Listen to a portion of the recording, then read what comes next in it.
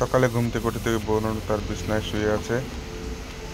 দেখো, এই ওঠ, সকাল হয়ে গেছে, ওঠ ওঠ ওঠ, বাইরে যা।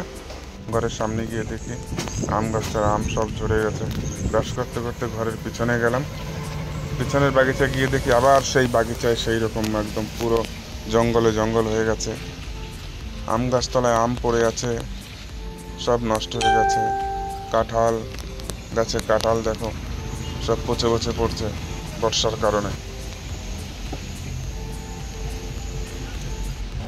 আজকে রান্না হবে কচু শাকের তরকারি, মাছের মাথা রান্না হবে আর তার সঙ্গে মাছ ভাজা।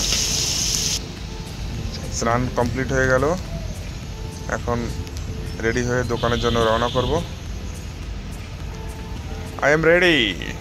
ওকে, রেডি হয়ে গেলাম, চলো এখন দোকানের দিকে রওনা করা হোক। আসি, হ্যাঁ, টাটা বাই বাই। ও জেঠু,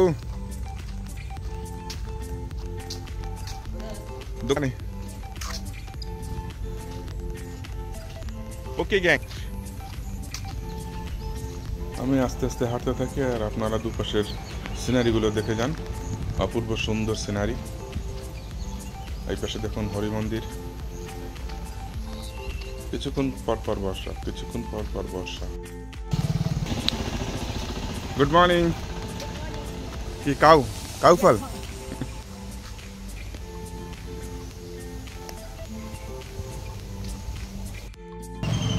ফাইনালি পৌঁছে গেলাম দোকানে।